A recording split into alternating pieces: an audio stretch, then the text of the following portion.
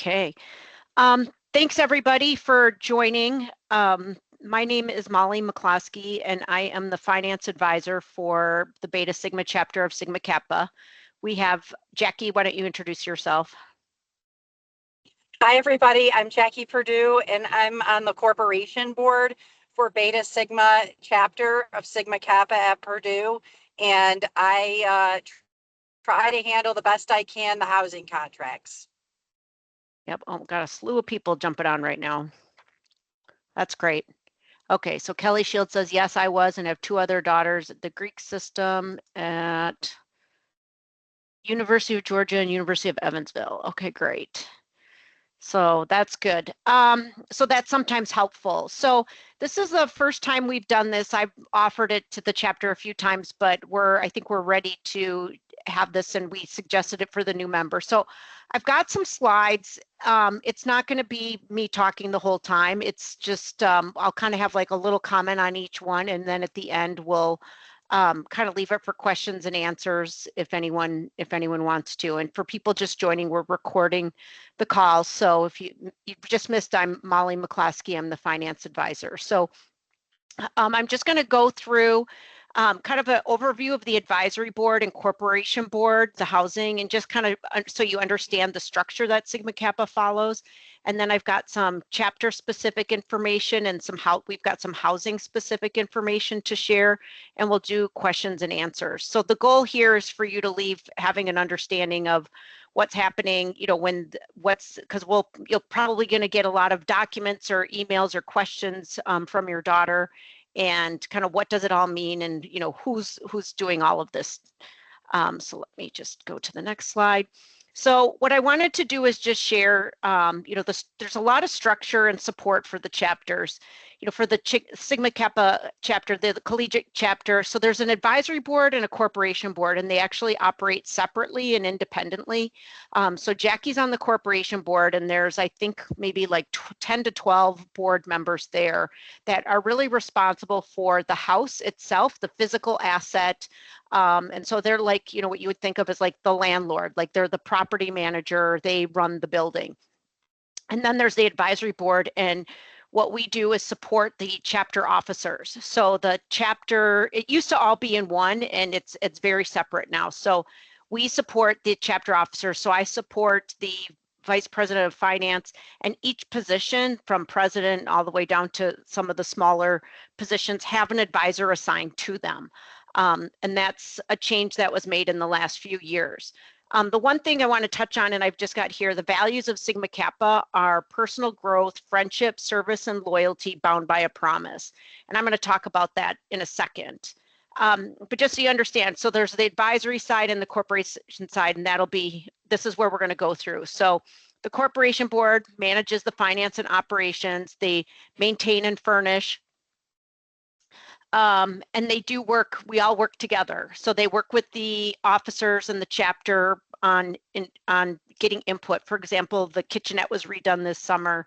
They got a lot of feedback from the collegians on what did they want and how did they do that. And then the chapter and advisory board, we work and make sure, like the chapter budget. So do they have the right budget for their social and for, their philanthropy? And we're looking at a lot of those things, but also really kind of, the chapter is responsible for filling the house. And so that's where we have to make sure that there's a strong advisory for the chapter to ensure that the house is full. Because if the house isn't full, then the chapter incurs some financial penalties for that. So a little bit on the positions there. Let's see here. And there's some more, you can see the corporation board, sets and collects the housing related fees, they communicate. So there's a whole process for everything. We all have our roles and responsibilities. Let me just keep going here.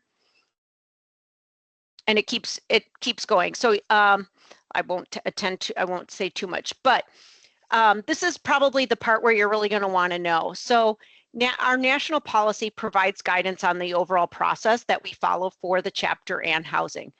Operationally, the chapter uses a system called Bill Highway for chapter dues. The chapter dues include national dues, the local chapter, liability insurance for the chapter, technology fees to support all of the things in the operations for the sorority nationally.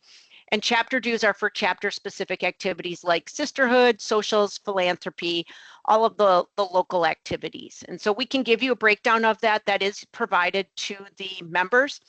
And then the corporation board uses Omega Phi, I think it's Omega Phi or Omega Fee for all housing related fees. So you're going to get two different logins. Your daughter is going to talk about two different things. There's going to be Bill Highway and Omega Phi, and you've got to pay, you're going to have two bills to pay. So there's the housing piece and the Bill Highway piece. And this is where people get really confused because they think they've paid and there's really something else to pay.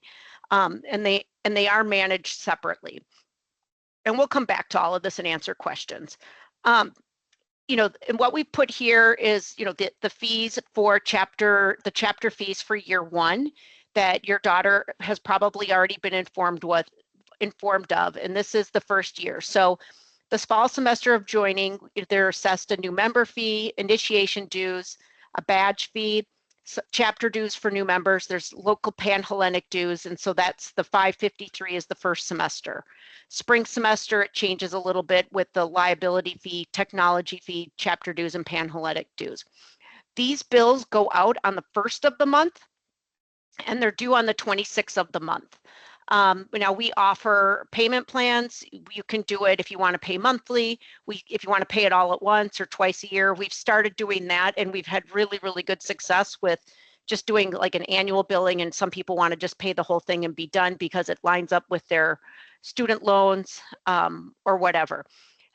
Late fees are assessed when someone is 30 days past due. So for example, today, people who didn't pay their bills in August have been assessed a 5% late fee.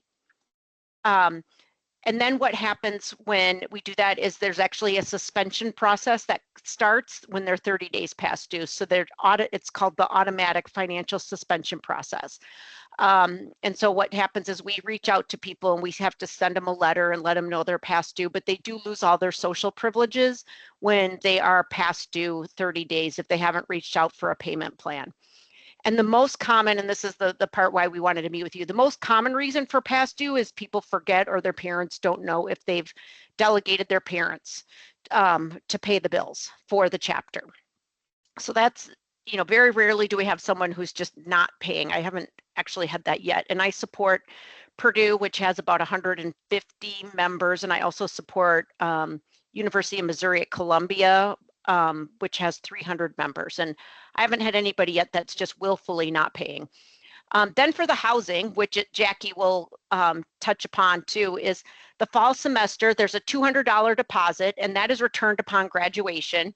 There's a one-time housing and furnishing fee of $400, and then a $440 out-of-house fee. And that covers for them if they want to come over. I think it includes a certain number of meals, you know, their use of the house. They're able to come in anytime. They get a key fob.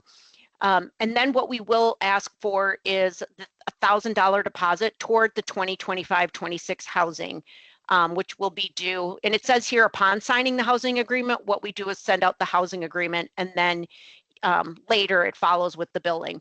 So you can see it's $840 in fees with the $1,200 deposit.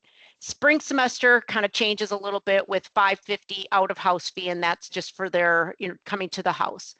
These billings go on the 10th of the month, and they're due the 1st of the following month, September. So the system assesses a late fee at 10 days past due, but the national policy is that suspension is commenced when they're 30 days past due.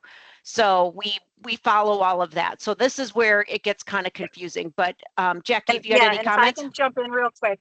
Yeah, I just want to let everybody know that we are investigating actually getting on the same platform. It's not going to help you right now, but we recognize that this really is confusing, and with the late fees don't line up with the policy. We just don't have a lot of flexibility with this Omega Phi system. And at the time that our corporation, you know, went with this system, I think they were like the only show in town. But things like DocuSign and other products have grown in popularity and have become more commonplace. So this year it is my, Molly and I and the VPF team, we're going to be investigating doing the housing through Bill Highway. So in the future, sisters and you would only have one account to have to deal with. Yeah, it's one account, but you'd have two account numbers. There'd be a housing Right, there piece would, and a check. right, right, but at least it It's a would little be, easier. right. So we're sorry. We understand that this is probably not the way you would want to do it. It's just kind of the way the Omega Phi system has capabilities for housing specific requirements that at the time Bill Highway didn't have. Thanks. Yeah, so back to the process. Your daughter will be given access to both Bill Highway and Omega Phi, and they should invite you to have access to the accounts. The one thing that we do and we are required to do is have what is called a financial responsibility form. And it needs to be signed by all members and parents, and it's kept for the duration of the membership. What we did this year was we integrated it, so it's one very long form, but you've got a signature because we've got the chapter side and the housing side. And it's basically just ensuring that everyone understands that when you join a sorority, there are fees. You are responsible for them, kind of outlining some of the policies. I wouldn't say you're not obligated to anything in signing the form. I've read it a million times, but it is more for the understanding, and we do need it in the case that anything ever should have to go to collections. At least we've got a document that states that you did understand, we're going to bill you for some of these things. So if you have not received that from your daughter, or she hasn't given you access, we would ask that you ask her to do that. That is a requirement before she is initiated to have that completed and signed in full. And then, like I said, we keep that on there, and that will come through Omega Phi. And we do, and I will say the next bullet point, the chapter and the corporation board, we work really hard to have inclusive costs to minimize add-on fees and expenses. I really like the approach, and this is really coming from the chapter. They want to make sure it's not, and when my daughter was in a sorority, it's not a fee and then all these add-ons. When you see add-ons, those are all optional. Like if they want to buy a t-shirt, there is a t-shirt they can buy, but it's not going to be mandatory. Anything that's considered mandatory must be paid for by the chapter. So that includes any events that are mandatory, but anything that might be optional, that they open to maybe whoever wants to do it, that would be in addition. But things like socials and all of that, those are optional, but we don't charge for those. We haven't charged them. So we can offer payment plans, but we don't offer any reduced fees. We can refer you to some, scholarship funds. There's some hardship things that are offered, but we don't offer any reduced fees. And payment plans do not generally extend beyond the current semester. And then again, I already mentioned the t-shirts, photos. The court board agreement does allow for damages to be assessed. So that's something that, when they live in the house, they'll fill out a form just like they're moving into, an apartment, what damage was there, and then on the move out. The next thing we really want to touch on is kind of the values-based operating process. The finance process is really focused heavily on personal development for the members. As I mentioned, that's one of our core values. So the communication, and this is the part where we all have to cross our fingers, the chapter officers, they will communicate with the member as the primary form of communication. There's no shortage of reminders and communication to members. We can guarantee it. I mean, I know they're being told, they're getting the notes on their Slack, they're being told at chapter, they're being told at meetings. They can't say they weren't told when anything they might have been informed of something, but they might not have paid attention, or they might not have really fully understood. The processes are defined for reminders, suspensions, financial expulsion. So we don't just go and just send someone to collections. There's a whole process. We communicate. There's writing. That's very, for this chapter, I think we've had one in the last several years. So we want to make sure when we follow these processes for non-payment, all members are treated equally and fairly. Sisterhood is part of what we do. So we want to make sure we've given everyone a fair chance. And like I said, at the next point, chapter and corporate, we can only go to collections after someone's been financially expelled. So that's a really key point. So there's not a fear of that. Sometimes I hear rumors, like people think that's what's going to happen. It's not at all. We definitely go the distance in trying to work with everyone. And leaving the membership does not excuse any fees incurred. So if your daughter decided to drop, and let's say it was like, November 1, she would be responsible for paying any dues or fees up through that date. And kind of the last point is we really do work hard as advisors is to let the members in the chapter learn to work together and be responsible and accountable. So what we try to do and what we really would ask for is this is a great opportunity to coach your daughter to have grown-up conversations and to advocate for herself on how to handle a bill. What do you do when something's not working in your house? How do you make sure? Do you understand the documents you're signing? Some of that. We do have advisors present for any payment plans, AFS meetings, suspension discussions, anytime they're there. So there's a lot of support for the chapter, but what we would ask for is when there's a question, if you can, use it as an opportunity to coach your daughter to try to handle the situation on her own with us. I mean, I won't interact directly with those members. I'm going to interact with my advisee and she's going to do that. So that's really what we look for. And once in a while we get calls from parents and we're happy to help you, but we really want to follow and use this as an opportunity for the personal development for these young women to learn. So that's a real key one. And where are we at? This is a really important question that you're probably wondering. The chapter is in overall very good financial condition. We have money in the bank. We're happy to provide all the details for anyone that is interested. The corporation board is financially stable. They do have a mortgage, that we continue to work on paying down, but keeping the house full is the most important factor in our finances. When the house is not full, the chapter is financially obligated to cover those costs. So we work very hard to ensure that we keep the house full, and the chapter does a really good job of communicating that to the members, letting them know, that at least a minimum of 2 years is required. If it's not full, technically people are supposed to still live there. Now I know as seniors, they want to live out of the house. And that's something that they'll have to figure out on how they manage. But so far the member classes have been big enough and we've been able to get the house full and keep it full. We've also been able to keep it full, and we changed some of the policies. So for members that do go on a leave of absence for like a study abroad, that we're able to release them for half of the year so that they're really on the hook to only pay for half a year, because it does follow our values of personal development. If they're going to better themselves in a study abroad, we should support that. At any time, 10% of the members are behind in payments. Mostly, they mostly are forgetting or they don't know. So we just really ask. It's a lot of work for us to have to kind of chase people down and follow the processes. So we just ask to be aware and be aware of the payments. It just makes a lot of work for everybody.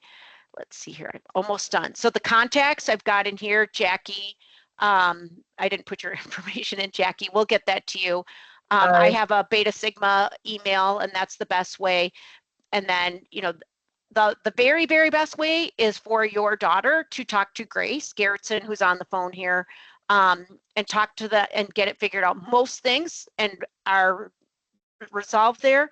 If something's brought to me, my role is to really advise, but let the chapter make the decision. That's really where the decision-making ability is. I can kind of go, well, here's the options or here's the policy, but like Molly does not make any decisions. Jackie will make decisions for the corp board, but it's really related to the policies. We don't make the decisions for the chapter. So I think that is pretty much it. I've got some other stuff here, but I don't really need to go through all of that. So I'm happy to take questions if anyone has any, and Jackie too. I think as a point of process, so we've got the financial responsibility forms out to all the new members. And Jackie, you're going to send out the housing agreement probably in the next few days? Yes. Hey, everybody, I'm on work travel. So when I get in front of my computer, I can go ahead and look at the list. And I was hoping that the financial responsibility forms would be signed first so that people don't get confused, but we're going beyond 2 weeks. So I will release the housing agreements. And I just wanted to piggyback on the values-based financial stuff is so great. Um, I can't make a lot of decisions unilaterally because it's the chapter that tells me who is going to study abroad or who is got a hardship, and they get to vote and they get to decide what to do, and then they tell me whether I can refund somebody something or let them out of their housing agreement or something like that. And for any kind of technical issues, every time I administer the contract, every time I put a contract out there, I have the tech support number for Omega Phi because a lot of times it's login issues, and I can't help with like the logins. So I am limited to what I can do. I have, the billing schedules set up and things kind of go out automatically. Occasionally, things get messed up, and I'm more than happy to go back in and fix that. And then we also sometimes do, if the chapter asks me to do it, we will do late fee amnesty. And that is a fun thing because then we get payments in, and I'm really excited about that. And, we can reverse it that way. But I just wanted to be clear that like we do get a lot of parents that reach out to me personally, and I just can't unilaterally make a decision like that without the chapter guidance. Thanks. Yeah, the late fee amnesty is when we start to see that people are really running behind and we're kind of that swell of people that maybe have fallen behind. And then sometimes there's like a mental block. People don't want to pay because there's a late fee. We'll kind of say, hey, anyone that pays between now and next Wednesday, we're going to remove the late fees. And we generally see a lot of people just clear their accounts. So I wouldn't count on it, but yeah, definitely we do that because we just don't want the barrier for the funds. Any questions? Happy to answer and stay on as long as you guys need to.